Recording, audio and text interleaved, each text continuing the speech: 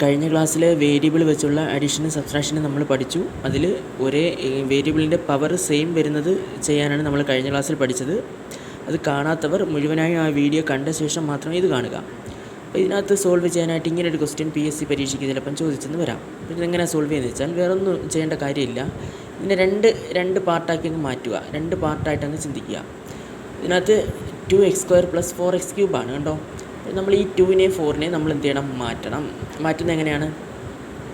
2നെ നമുക്ക് 2 × 1 എന്ന് എഴുതാം. 2 × 1 എന്ത് തന്നെയാണ്? 2 തന്നെയാണ്. സീനൊന്നുമില്ല, ചുമ്മാ എഴുതി അങ്ങ് പോയാൽ മതി. ഏത് നമ്പറിനെ 1 വെച്ച് ചെയ്താൽ അത് തന്നെ കിട്ടും. രണ്ടാമത് കിടക്കുന്നത് 4 എന്ന് പറയുന്ന നമ്പർ എന്താണ്?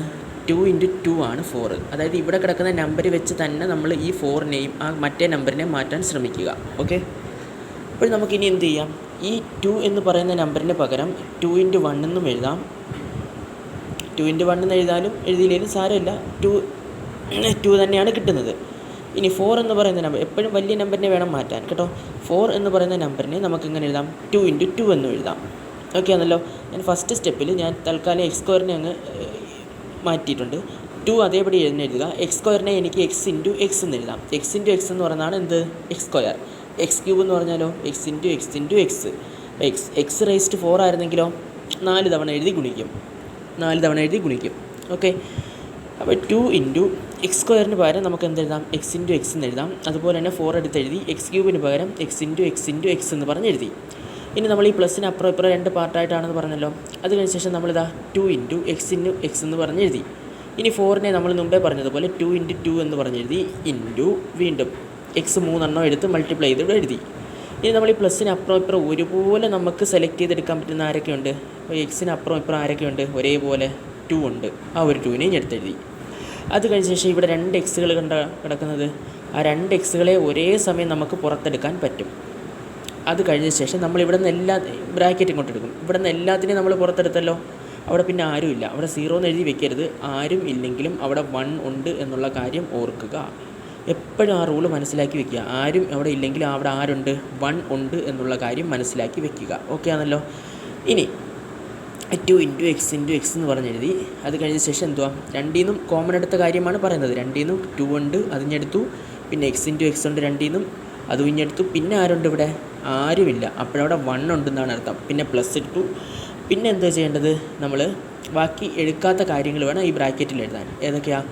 ഇവിടെ പിന്നെ 1 ഉണ്ട്, അതെഴുതി. പിന്നെ പ്ലസ് എഴുതി. പിന്നെ ഇവിടെ എടുക്കാത്ത ആരൊക്കെയാണ് ഉള്ളത്? ഒരു 2 ഉണ്ട്, പിന്നെ ഒരു എക്സും ഉണ്ട്. അതിനെയാണ് നമ്മളിവിടെ എഴുതിയിരിക്കുന്നത്. കണ്ടല്ലോ. ഇനി 2 × x × x എന്താണ്? x².